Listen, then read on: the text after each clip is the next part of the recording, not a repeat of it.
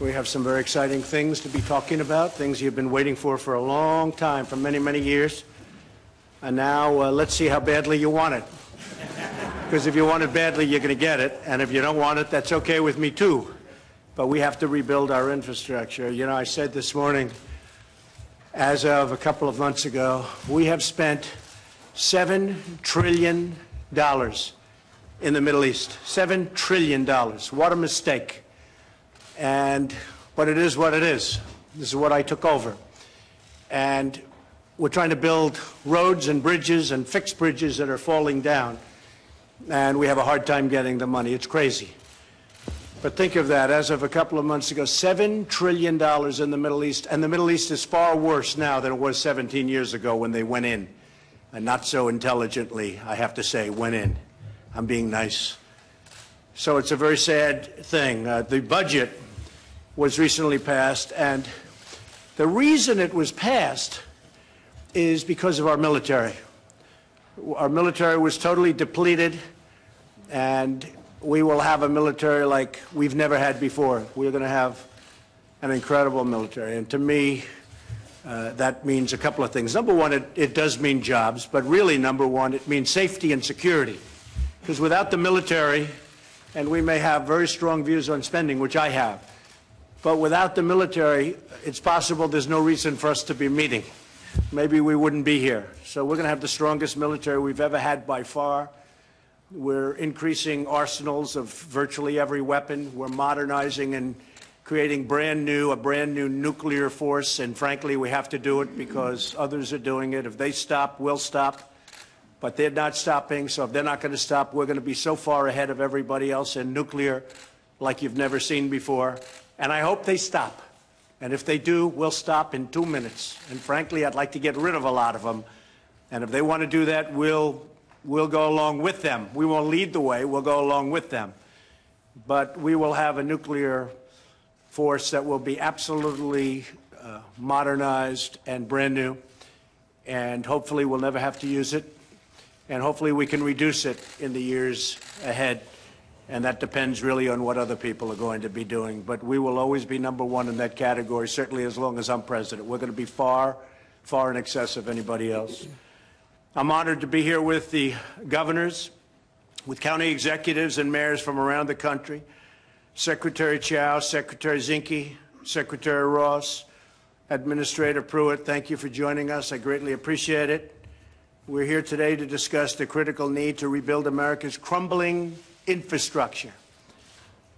And one understands, and the people in this room really understand better than most, probably, hopefully better than anybody, that the problem the states have and local leaders have with funding the infrastructure is horrendous. And we will build, we will maintain, and the vast majority of Americans want to see us take care of our infrastructure. Trucking companies are complaining that they used to take trucks from Los Angeles to New York, and there was no damage. Now they bring from Los Angeles to New York, and there's tremendous damage to their trucks because our roads are in bad shape, and we're going to get the roads in great shape. And very important, we're going to make our infrastructure modernized, and we're really way behind schedule. We're way behind other countries. We always led the way for many, many years. Then a number of decades ago, it slowed down, and over the last 8 years and 15 years, to be honest, it's come to a halt. This morning, I submitted legislative principles to Congress that will spur the biggest and boldest infrastructure investment in American history.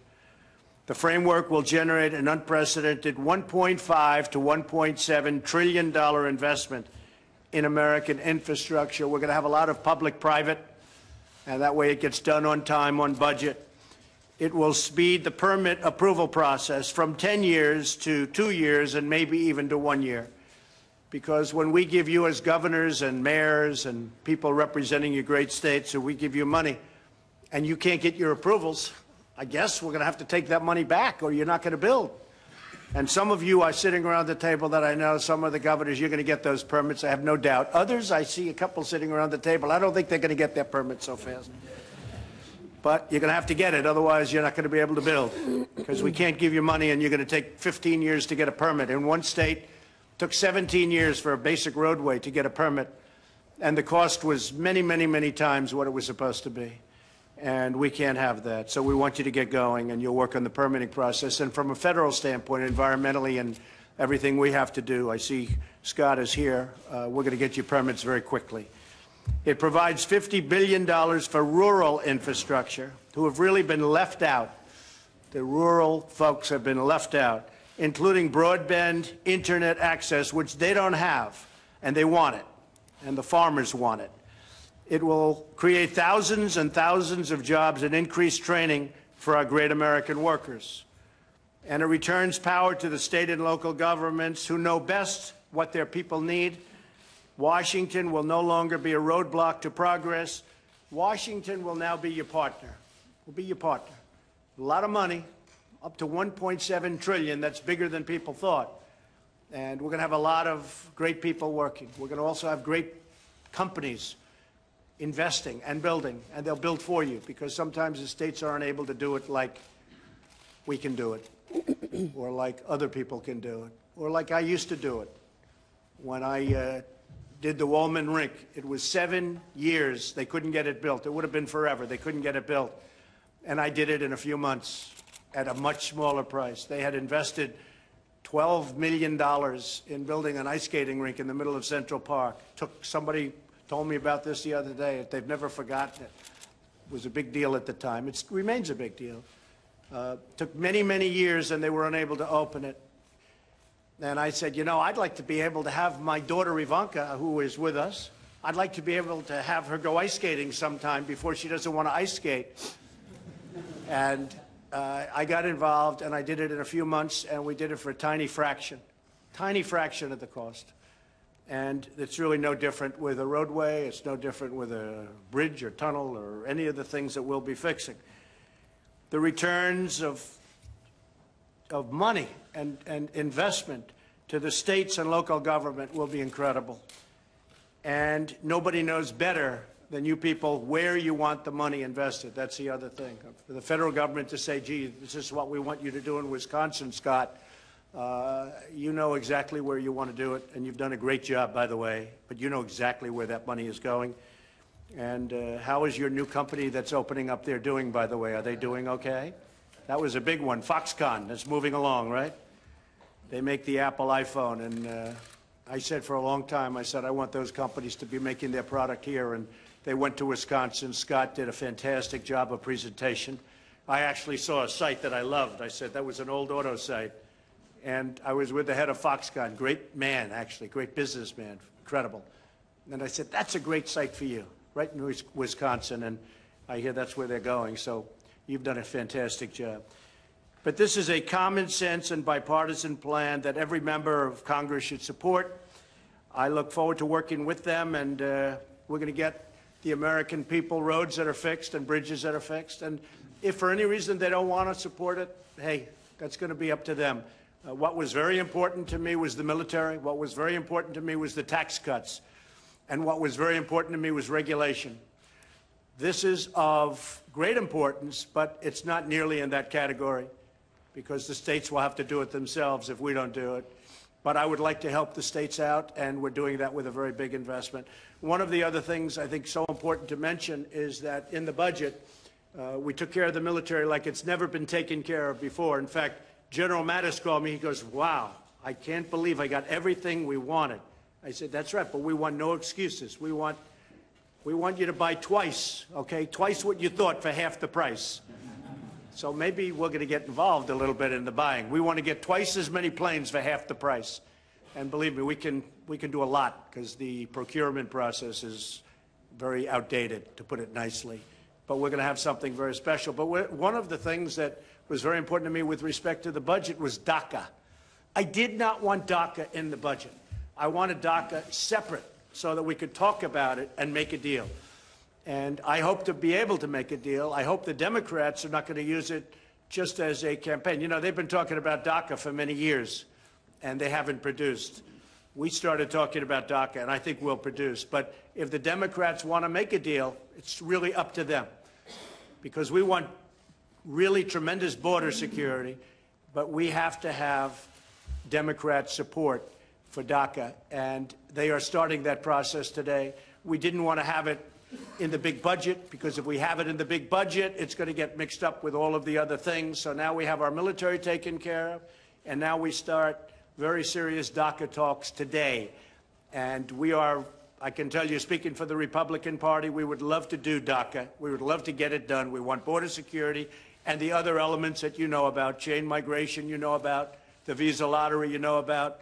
But we think there's a good chance of getting DACA done if the Democrats are serious and they actually want to do it. But they didn't want tax cuts. They fought. We didn't get one vote for massive tax cuts that have turned out to be unbelievably popular. And what came up, which was even a surprise to us, were the big companies stepped up, and millions of people have gotten tremendous bonuses. Nobody knew that was going to happen. That was just the beginning point. So we didn't get one Democrat vote, not one, for the biggest tax. And I think that's a big political problem for them, you know, if you want to know the truth. They are going around saying they made a mistake because the tax cuts have now, you see what's going on. It's spurred the economy. Unemployment is at virtually record lows. Black unemployment is at the lowest level in history. Hispanic unemployment is at the lowest level in recorded history, which is really something that's so great. And we are it's amazing what's been going on with the economy. And I just want to end by saying it's an honor to have all of you with us. We're going to have a few of you make statements, and then we'll all stay around. If you want, we can leave the press, or we can have the press leave immediately. I'll leave that up to Scott Walker, because you're going to be the first speaker. So, Scott, do you want to say a few words? Sure. And thank you very much, everybody. Thank you. Well, first off, Mr. President, I think on behalf of all of us, all the state and local leaders, both Republican and Democrat alike, thank you to you and your administration for hosting us all today. Before you came in, we were having a good and lively discussion about answering some of the questions many of us had.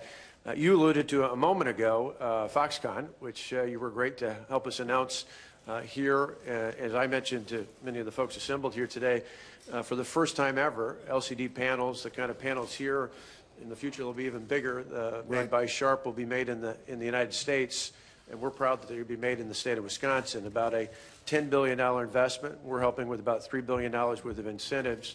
And when we think about infrastructure, it ties into that, as it does all over the state of Wisconsin. In the last few years, through this recent budget, we've made about a $24 billion investment in our state into transportation infrastructure. That's about $3 billion more than the previous 8 years. And so we understand what you're trying to do here. But one of those projects that will help there is it's about a $1.5, almost $1.6 billion transportation project, Interstate 94, from the state line through Kenosha, Racine counties, all the way up to our largest county, Milwaukee County. We've completed a good chunk of it. I think 13 of the 19 interchanges have been completed. About half of the miles have been done.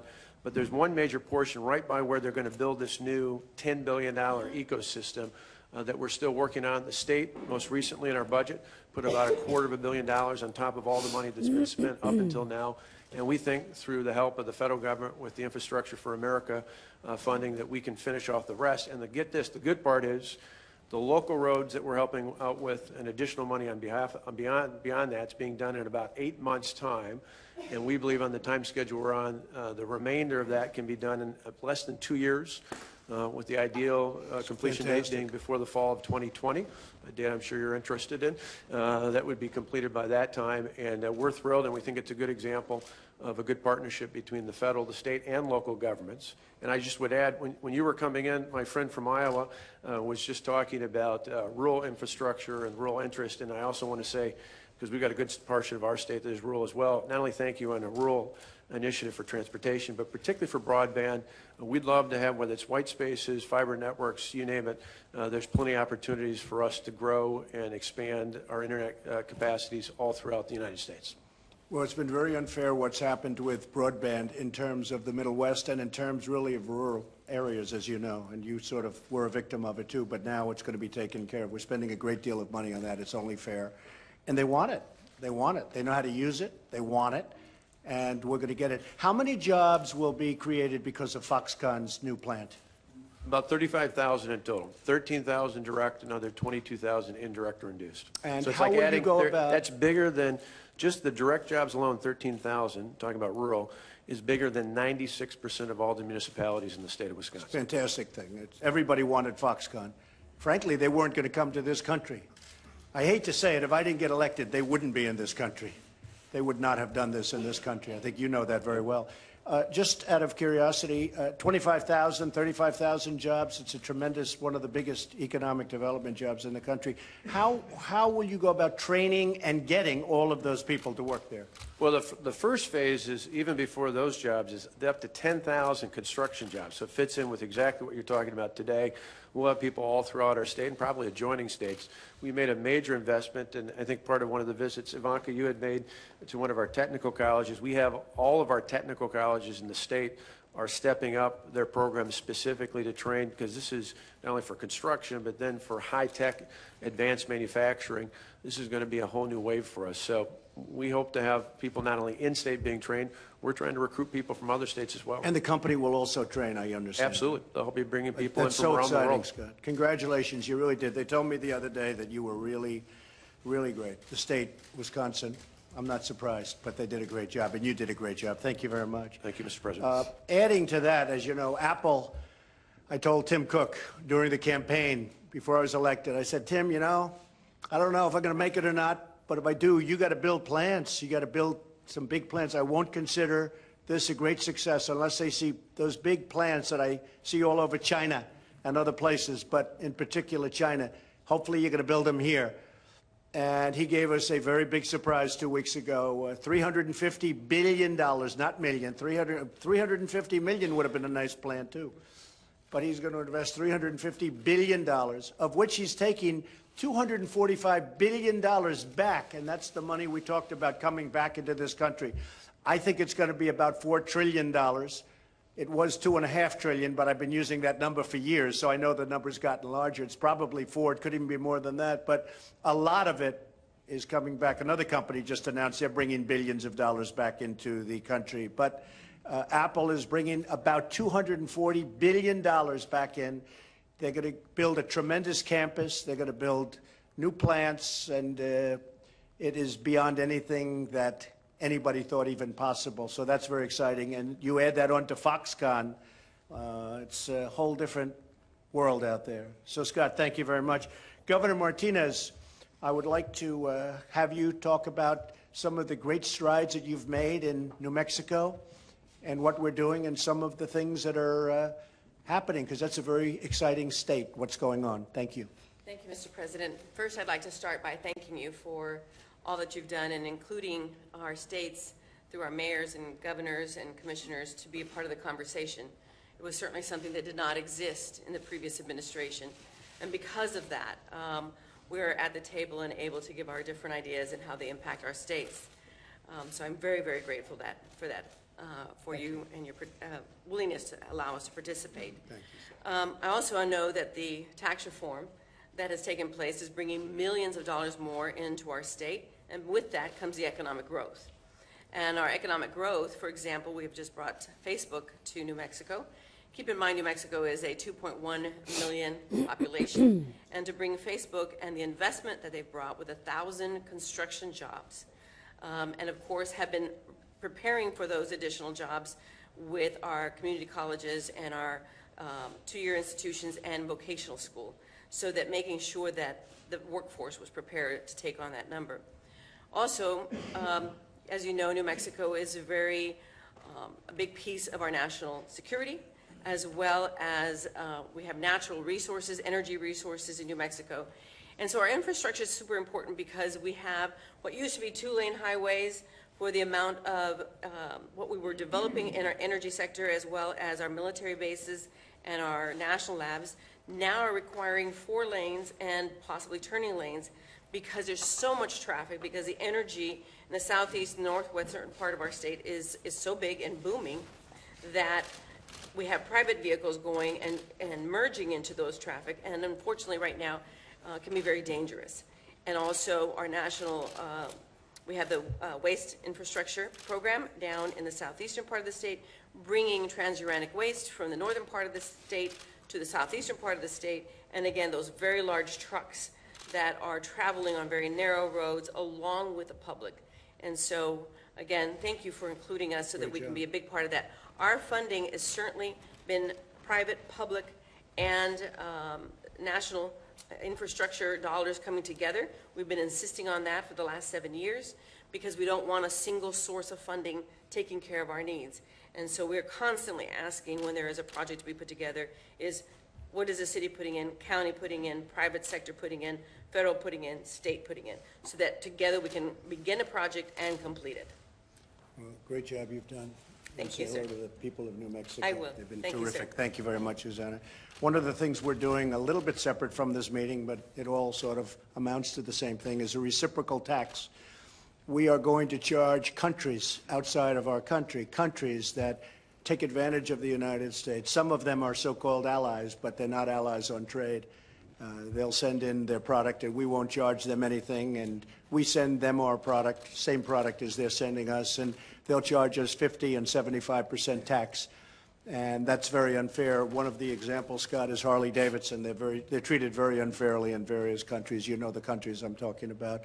So we're going to be doing very much a reciprocal tax, and you'll be hearing about that during the week and during the coming months, but not fair when we're taken advantage of. That's why we have these big trade deficits. That's why we have tremendous problems with trade. We're, as you know, renegotiating NAFTA now. I always said we're either going to renegotiate it or terminate it. We're renegotiating. Bob Lighthizer is doing a fantastic job on that. And hopefully the renegotiation will be successful. And if it's not, we'll be more successful. But NAFTA has been, we lose a tremendous amount of money, at least $71 billion a year with Mexico. We lose a lot of money with Canada. Canada does not treat us right in terms of the farming and the crossing the borders. So they'll either treat us right or we'll just have to do business a little bit really differently. We cannot continue to be taken advantage of by other countries. We cannot continue to let people come into our country and rob us blind and charge us tremendous tariffs and taxes, and we charge them nothing. We cannot allow that to happen. We cannot allow it to happen. And we lose vast amounts of money with China and Japan and South Korea and so many other countries. And they understand where I'm coming from. I've talked to all of them, and they understand it. It's a little tough for them because they've gotten away with murder for 25 years. But we're going to be changing policy, and you know, we have an incredible country, but we can't let that happen. And it's really affecting our workers. It's affecting everything. So that's going to be a very big part of what's happening over the next month. Everything's related to this meeting, but I wanted to mention that specifically. I'd like to have County Commissioner Bovo of Miami-Dade say a few words, and a lot of progress being made there also. President, and you would appreciate knowing Miami-Dade the way you do, the gridlock that we are experiencing. Gridlock could be one of the biggest detractors to economic investment. Miami-Dade County has embarked in its Miami Smart Plan. That's hashtag Miami Smart Plans for those that follow. We're trying to be very aggressive. We've not only decided to put skin in the game, we levy a half penny. We've also created TIF legislation that allows us to create transit-oriented development, address the workforce housing issues. It addresses resiliency issues. Our biggest concern, Mr. President, quite honestly, is that the environmental regulatory process really delays our ability to deliver projects. And I'll tell you what I consider a horror story. Many of the corridors that we are examining now that we'd like to develop transit, expand our transit system, have been studied since 1970. That's right. Mr. President, I was in elementary school at the time that this was being talked about in my county. We have grave concern, and I represent an area full of laborers, and I wonder at times, what does the gridlock do to them? That construction man, that plumber, that carpenter who loses jobs because he can't get to all 5 appointments, he only gets to 3. And those other 2 go to somebody else. Well, we're going to get you the federal permits, okay? And we're going to get you the environmental and the transportation permits. We'll get them for you so fast, your head will spin. The question is, are you going to be able to get the local permits? Because that's going to be up to you. Mr. President, our Board of County Commission, our mayor, our governor in the state of Florida, and every elected official has now bought into the fact that we cannot allow projects to be delayed 4 or 5 years. I said this earlier when we were meeting here as a group privately.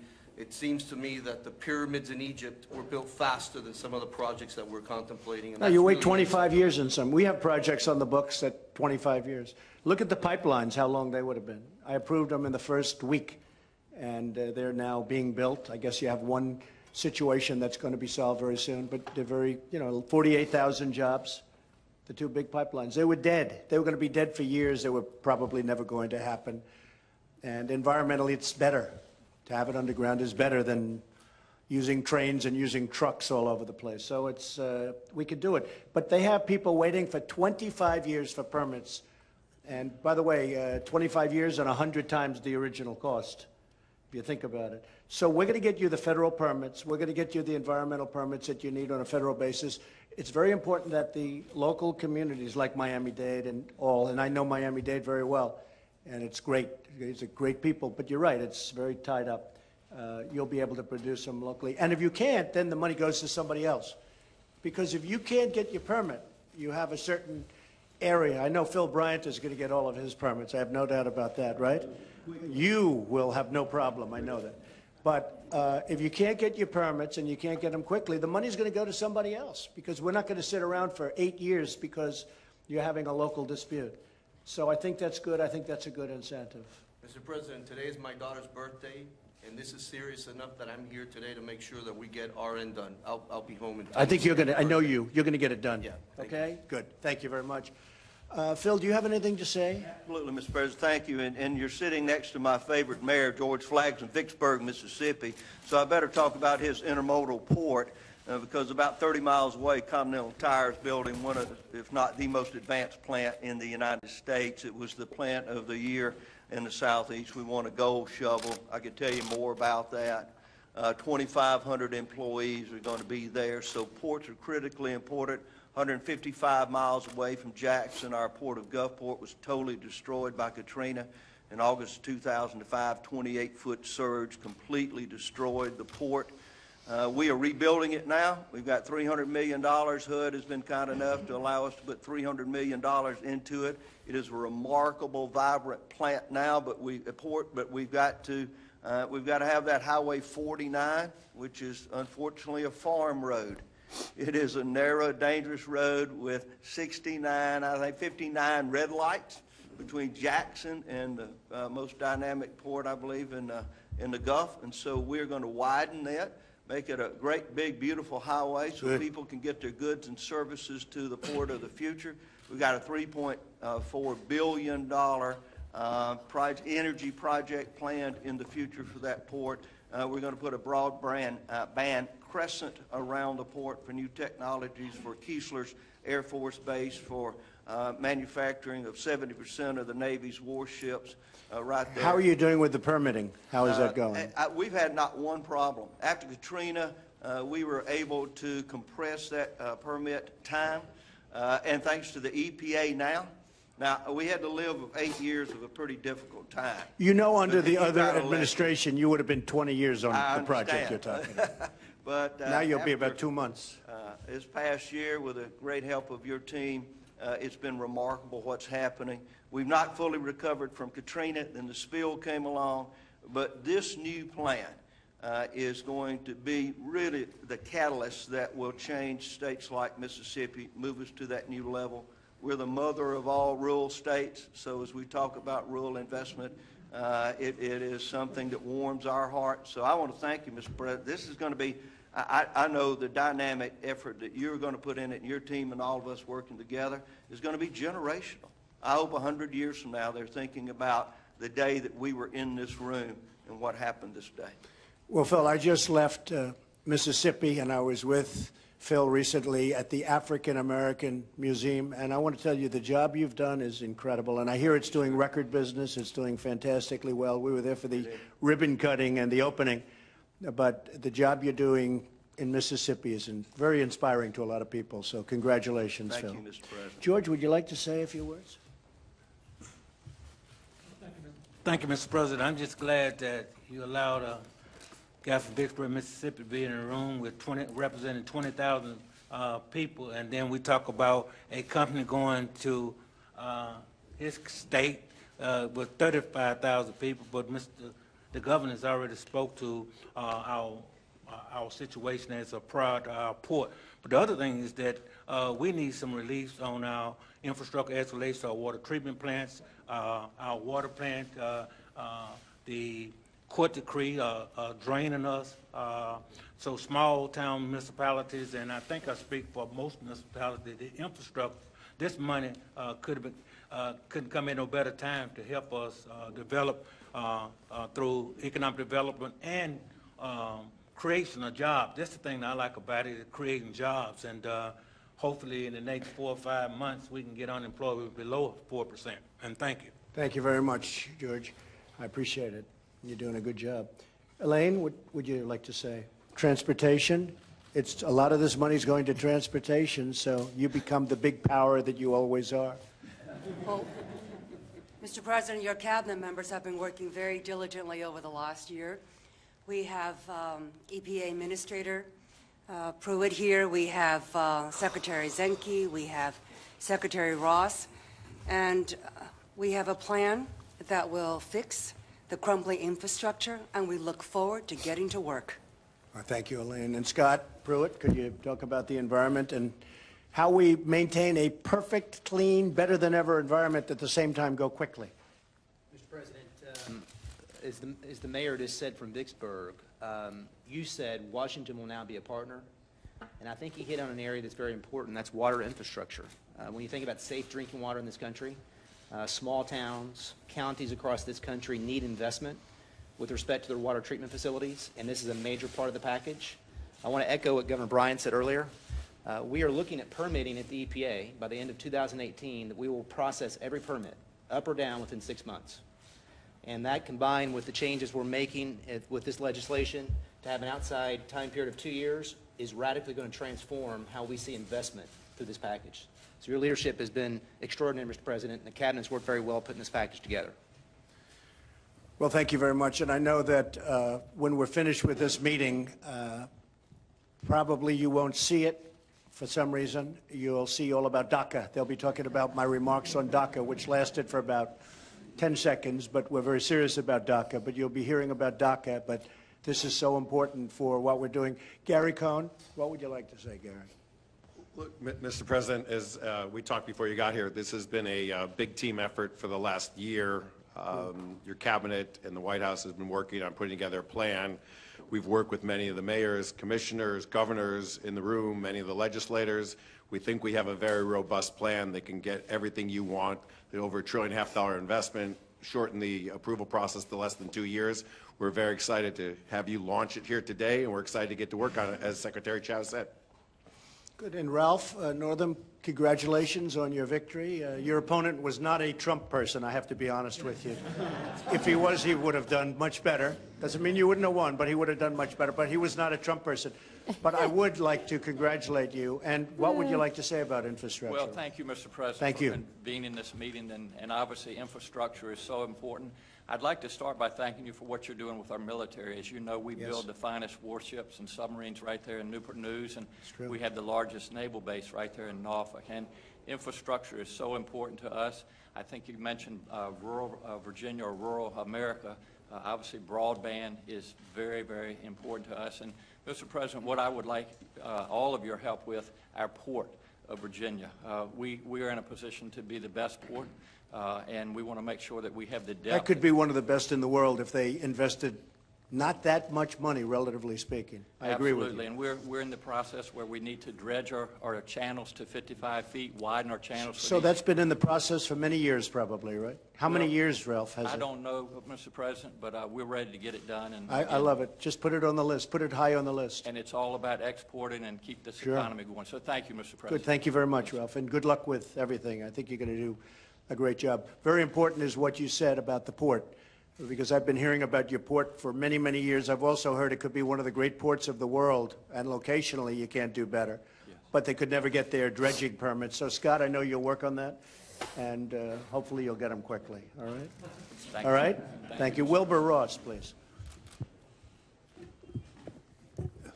We're looking forward to playing a big role in the transformative projects That's what's been allocated mostly to Commerce to chair the committee picking the big transformative projects. So we hope all of you will have a good deal of imagination and determination at the transformative level. Thank you, Wilbur. And do you agree with what I said about the tax with countries coming in and taking advantage of our country, I assume? If you don't, would he be in trouble? Can you imagine if he said no? A reciprocal tax, Wilbur. How do you feel about that? Well, we gave away so much unilaterally that we really have to claw it back. A lot of these trade things are self-inflicted wounds. It wasn't that other countries made us. We volunteered concessions that were mindless. They might have been good public policy right after World War II when we had to rebuild Europe and rebuild Asia, but that's a long time ago, and the concessions that were appropriate then are singularly inappropriate now. So when I look at some of these trade deals, I say, how could this have happened? And the truth is, it was laziness. After World War II, we helped Germany, and we helped all countries. We helped, and you had the Korean War, we helped South Korea. We helped everybody, and nobody changed. They had no money, they had no anything, they were rebuilding from a war, and the agreements basically stayed the way they were. And they became very wealthy, and they could pay a tremendous amount, and they could pay us back. But nothing happened. And the reason nothing happened is, number one, no imagination. Number two, the people that were in my office and other offices were lazy. They just let it go. But we're not going to be letting it go because it's truly affected our country. When we have $21 trillion in debt, we're not going to let that go. And when people want to send their cars into our country, but they won't accept our cars, and so many other products. Cars are the least of it, although cars is a big category. We can't do that. We can't do that. We will no longer do it. I will tell you that. I would like to ask Bill to say a few words, because you have been very, very, I would never use the word progressive, but you have been very good in what you've done. Yeah, be careful, please. And when I do use the word progressive, I use it in a much different sense. You understand. Well, thank you. And I think I'll echo what you've heard from the other governors, and the mayors would say it too as well. Is there's a whole different attitude today when we talk with your departments, and it's instead of here's what's best, it's how can we help and what do you think we should do? And I can't tell you how much all of us appreciate that. It's a whole different mindset. Thank you, Bill. We very much appreciate it. Second thing, and I think what I think you'd hear from everybody in here is there's a lot of different perspective about what the private sector should do and what government should do, but transportation infrastructure is, without question, that's the fundamental responsibility of government. Nobody can build their own interstate system. I don't care who they are. Nobody can build their own network that this nation relies on. So we're very encouraged. Last year in Tennessee, we combined the largest tax cut in history with actually increasing revenue toward transportation because our infrastructure was so out of date. Everything from getting our agriculture product to market to making certain that our You've made a big difference in Tennessee. largest cities happen. So we're with you, and we want to encourage this to actually be fulfilled as quickly as you can, because we're quickly getting behind the rest of the world. That's right. That's right. Thank you very much, Bill. Actually, to me, this is a very, very sexy subject. The media doesn't find it sexy. I find it sexy, because I was always a builder. I always knew how to build on time, on budget, and that's what we want here. One of the reasons we like the public-private is we'll get some of that involved in getting these things done quickly, much more rapidly than you would get them done as a government, as good as some of these governments are. So I very much appreciate that, Bill, but Tennessee is really keeping up. They're doing a good job. I looked at some numbers yesterday, and it's really doing a good job. Would anybody like to say something? Yes, sir, go ahead. Thank you, Mr. President. Steve Benjamin, the mayor of Columbia, South Carolina. First, I want to thank you for having us here. You didn't have Thank to. you. So thank you for having us here. I look forward to learning more about the plan. DJ and Billy and everyone, the entire team, have been very helpful in communicating with us over the last several months. We met in December 2016, right after your election, and in that meeting you reassured us that you would support the tax exemption on muni bonds, and you've done that. And I want to say thank you for that. It's the way in which we build the vast majority of infrastructure across America, almost 80% of it done by state and local. And that's helped out a lot, hasn't it? Oh, absolutely, absolutely. And also thank you for your support of private activity bonds and how that's reflected in your budget. I want to thank you for your support of the military. Fort Jackson, someone may disagree, but is the finest Army training base in the world. Victory starts in Columbia, South Carolina. We train a preponderance of the men and over half of the women in Columbia, South Carolina. In America's cities, and Columbia is not atypical, we have the same tax rate that we had 10 years ago. 5 of the last 7 years we finished with a budget surplus. We've created an environment where private sector capital is welcome. You treat it well, it grows. And we've increased our police department budget by 60%. And I will tell you that what we need, and we'll spend some time raising the flag on some of our priority projects. You may remember in October 2015, we had a massive flood, 1,000-year event in Columbia, South Carolina. Right, some significant damage to our canal that still, as we work through FEMA and FERC, we have to get repaired. So we'll spend some time raising that to the top of the priority pile as we're working with this. But I want to tell you again, America's mayors are happy to be around the table. We look forward to talking about the expedited nature of the plan and working closely to make sure we're protecting the environment as we do that. But happy to be here. Look forward to continued dialogue. I would be remiss if I didn't talk about the fact that public pensions are very interested in getting into the infrastructure business as well.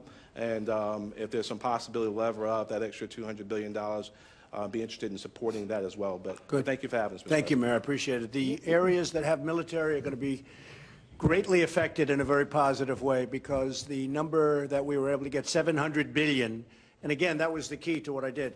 I hated to give away certain money, and some of it I consider to be terrible. But we needed 60 votes. We needed 60 votes. So in order to get the military taken care of, which is to me number one by far, we did that. But those areas that are heavy in the military, you're going to see a tremendous difference. When I was in the private sector, I used to get listings all the time for forts, military installations that'd be for sale. And I used to say to myself, this is 10 years ago and 5 years ago, how can we be selling so much? Well, now I'll bet they wish they didn't sell some of them. You know, they would sell them as surplus. And I used to say, how many do we have? Because you get a lot of listings. But they closed a lot, but we're going to be expanding ones that we have. And those areas, the towns and cities and states, they're really going to be a tremendous impact. And, you know, one of the other things is jobs. We're going to be building this equipment. We don't go out to other countries to build our military equipment. And when we have allies, especially people that we help or we give aid to, which we're going to have to start looking at also, but they go out and order military equipment from other countries, I say, you know you're not. If you're not going to order it from us, you're not getting any aid. And that's why a lot of the defense companies and jobs, again, it's all jobs, but they're very happy because, I mean, we were giving out money and they'd buy helicopters from different countries. I don't want to say which country, specifically one. I say, so we're giving you money to buy military equipment and you're buying military equipment in another country. How does that work? And I remember the president of a country laughed when I said it. He said, finally somebody gets it. And they were actually restricted from buying from us. So we could give them money, but they were restricted for human rights issues and other issues. So a lot of things are changing, and they're changing very fast. Yes, sir. Mr. President, I'm Rob Lockery, Chairman of the County Commissioners in Bucks County, Pennsylvania. I know you know where Bucks County is for everyone. Yeah, for everyone. Right. Coming off a big Super Bowl win, and we won the Super Bowl with the Philly Special, right? So Nick Foles and Doug Peterson, and I have a Philly Special for you when it comes to transportation projects. And I know everyone's aware of I-95 and the Turnpike, and one of the biggest missing links in that interstate highway has been the connection of the Turnpike and I-95. And after literally 40 years of planning and approvals and permitting, they're finally making the connection. And there's a picture on these slides up here. But the problem is they're making a connection only on 2 of the 8 ramps. So if you're going north on 95, you can go east. I know where those connections are. Yeah. So you want additional we want the other connections. 6, and all the permitting's done, all the environmental reviews. That sounds done. good. So You jumped to the head of the line. We got a $500 million project. We have the notes. It's how much? Half of about $515 million. All right, get the price down a little bit. Get it down. So we can do that. We can do that. Sounds like a lot of money for connections, right? So what do you think, Phil? You could do it for $550. Huh? We're ready to go. then Good. just the last thing I want to say about the permitting, I think is so important. You know, in Bucks County, we have 115 bridges, small country bridges. Right. And we closed one 7 years ago, which is not far from my house. And it used to be the way I was my quick shortcut to my daughter's soccer field practices. So my oldest daughter's finished middle school, finished high school. She's graduating this year and going to United States Naval Academy.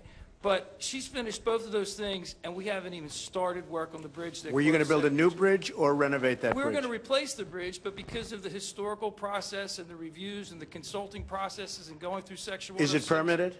It's not. We can't get the Well, final. then you're not going to get No, a I'm just saying- bridge. but I'm saying the permitting process that you're talking about, truncating that. Yeah, to well, 2 we're years going to, is- yeah, we're going to do it. I mean, look, you've been doing this for years, as you say, and it's been a pretty unpleasant process, but we're going to do it quickly. Now, the historical, if it's local historical, you're going to have to take care of that yourself. You We know, that. but that, just the point I'd love being to get that it done for permitting- you. That's the kind of thing we want to get done. Yeah, thank We you. have a lot of bridges, amazingly a high number of bridges that are considered unsafe, and yet they're being used. And I don't want to see tragedies. I don't want to see it happen. They need paint. They need some fixing. Not even a lot of money. They have to be fixed, or they're going to go down. And those are the things. Safety first. But you want to resurface your roads. I like fixing rather than building new. I've seen so many roads where they rip out a road, a highway. I can tell you 78 in New Jersey, they ripped it out. And it went on for years. Just ripped the hell out of it. And then they started building a new road in exactly the same location because they wanted the surface to be a little bit higher. They could have stripped the asphalt and put beautiful new asphalt. And then after they built it, it started to settle all over the place. Whereas before, it was there for 100 years. It didn't, it settled. So you didn't have the problem. And I would rather see resurfacing. I would rather see, till we get ourselves right before we start doing the big new projects, I would like to fix what we have through resurfacing and other things like the bridges. Fix them.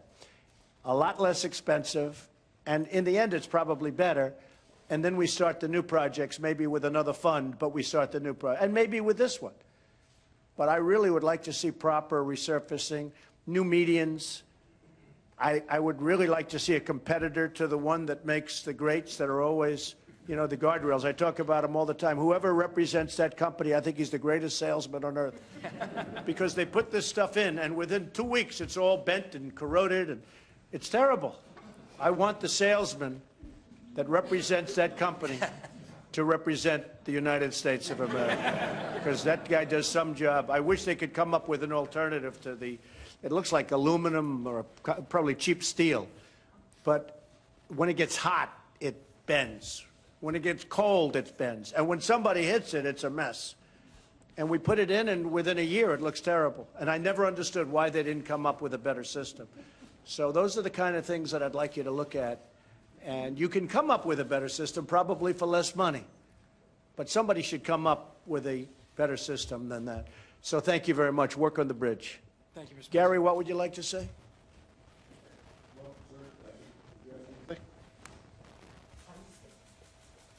Go ahead.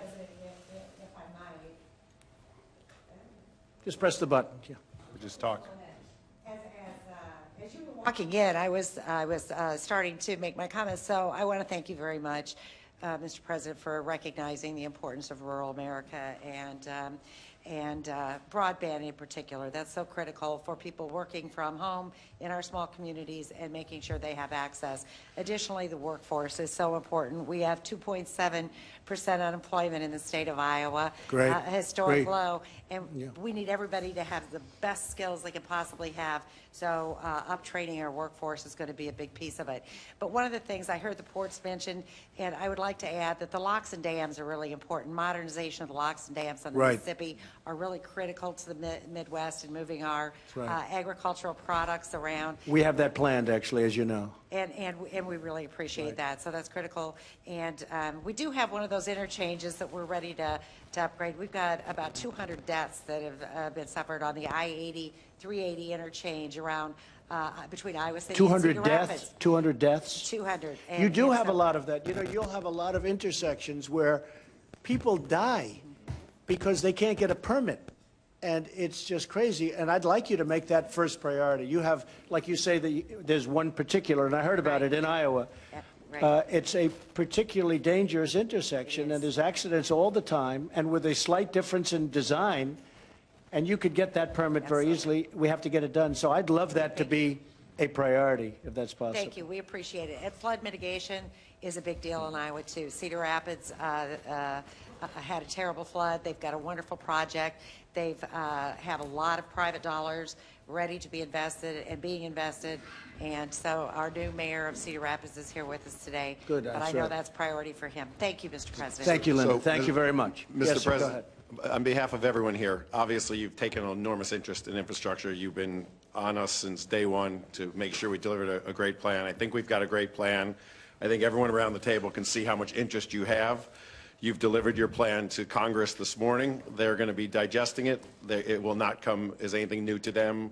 Your team has been working with both the Senate and the House for the last month or two, so they know exactly what's coming. So we're off to a great start here. Thank you very much for all your time and effort this morning here. I think everyone's Thank you very much. Appreciate it. I would like to add one further thing. I think it's very important that you go back and you speak to your congressmen, your senators, and the people that represent you to get the push that you're going to need to get this done, because they are working on a lot of things right now, in all fairness to them. So this is one you're going to have to get a little push, and I think everybody in this room wants this very much, and I want it very much, but you're going to have to call your senator and your congressman and woman to get it done. And it's something that can happen. We'll get approval. We'll create a lot of jobs, and we'll have a great infrastructure in our country once again. Thank you all very much. I appreciate it. Mr. President, why are high-level staffers handling sensitive information without security clearance? Hey, Dave. Hi.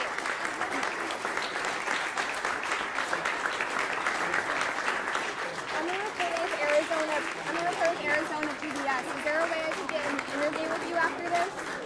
Okay.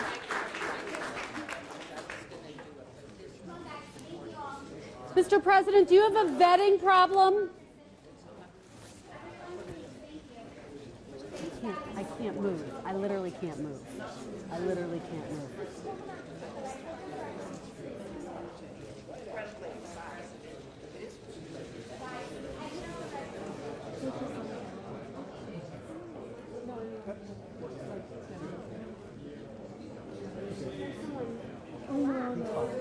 Who did?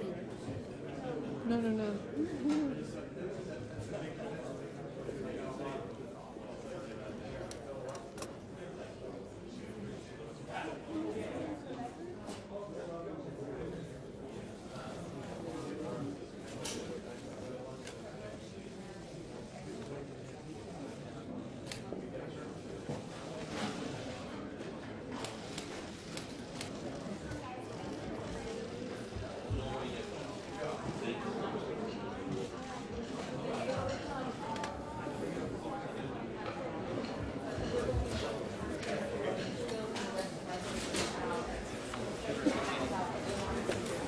Doesn't legislature.